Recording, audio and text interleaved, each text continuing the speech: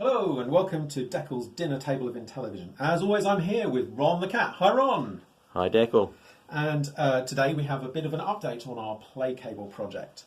So there, you won't find many videos of PlayCables on the internet, and there's a really good reason for that. The first is they are ridiculously rare. And the second is that once you spent your money and you brought them home and you plug them in, what you get is this splash screen and nothing more. Well, when I say nothing more, obviously you also get this lovely noise going on and on and on. That's the sound of a PlayCable complaining because it has no cable feed. And so that's it. That's our PlayCable video. Thank you very much. Well, except of course it's not, because this is Deckel and it's Ron the cat. So we've had Ron's PlayCable around for a couple of months now, and we've been pimping it to the max. So if we crank up the volume again and hit reset, let's see what we get.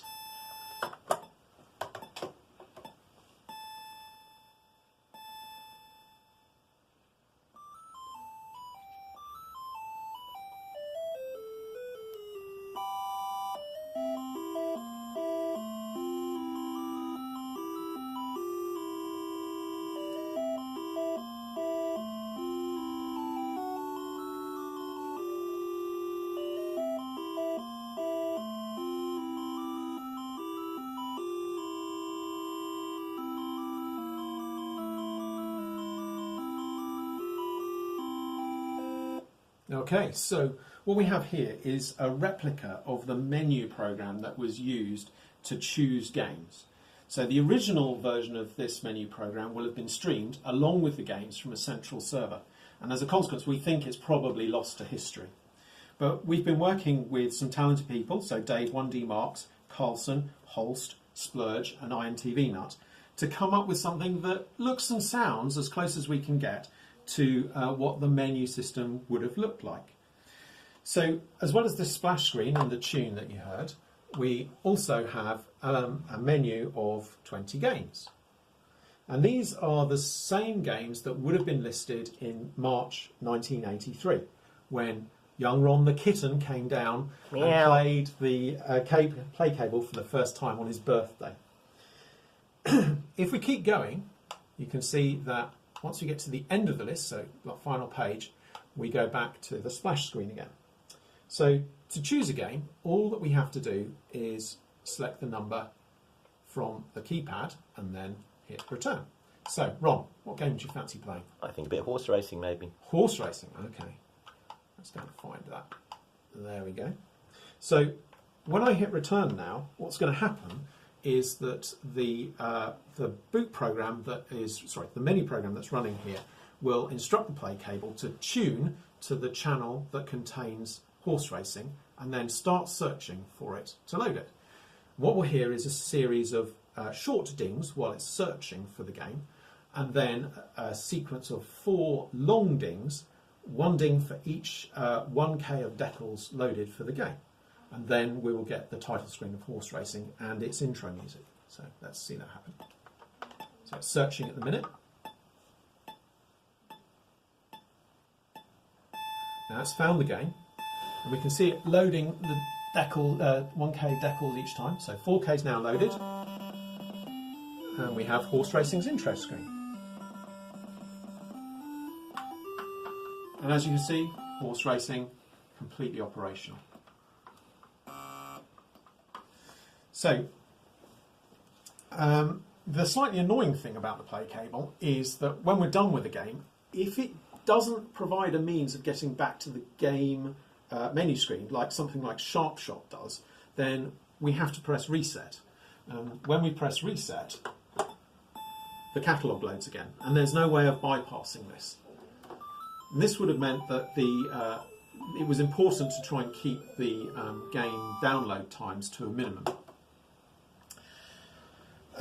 So there's been a bit of a debate over in the programming forums as to whether or not the PlayCable could, or indeed did, load and run 8K games. And I think that's more or less been put to bed now, because Dave 1D Marks has provided a recording of his PlayCable back in 1983 playing Buzz Bombs. But we can prove that 8K games would have worked, because in addition to the games that I've got here, which are all 4 and 6K games, on the final screen there are some unadvertised games that have been included. And one of those is Locomotion. So let's turn the volume up again. So we can see that it's already found the beginning of Locomotion, and all 8 of the blocks here at the top are going to be filled in, indicating it's an 8K game. And here we have Locomotion up and running. It works fine. So let's reset again.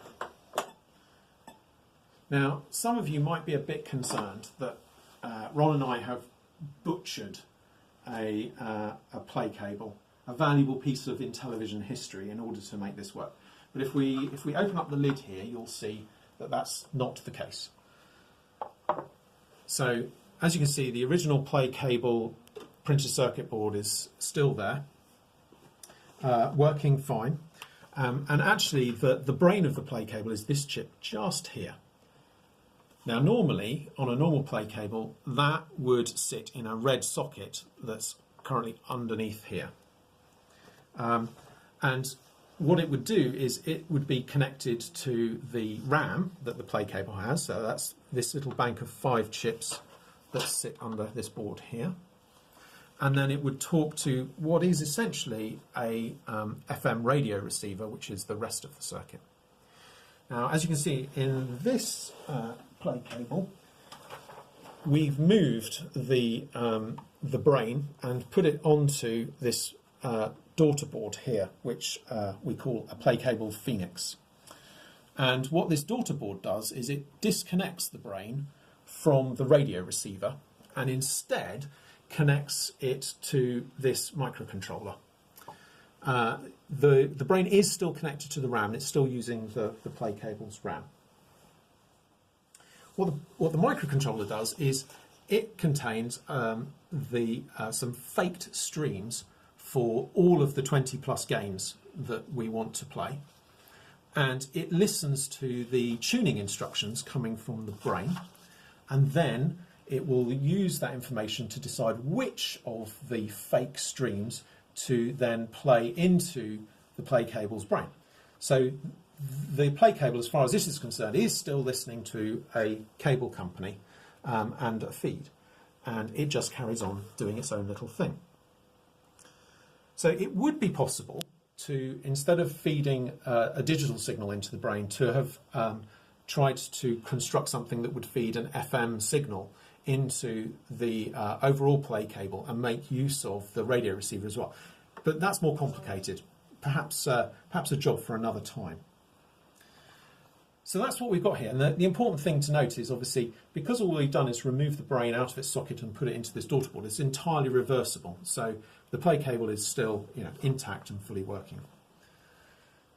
Now, some of you probably realise that this might be similar to the way in which Joe Jacobs and Dennis Clark converted their PlayCable and made it into a development environment. There is no reason why the streams that we're feeding in here have to be a menu program and 20 odd real games. They could be development software. Obviously, Joe and Dennis wouldn't have had access to an ARM microcontroller like we have, but it would have been possible for them to feed a digital signal in from a home computer of some description. It's not outside the realms of the performance of the day. It's a great shame that we can't get Bump and Jump working, which was the game that Joe and Dennis subsequently went on to write for Mattel. It would be great to see Bump and Jump running on a PlayCable, but unfortunately it's a 16K game, so it just won't fit.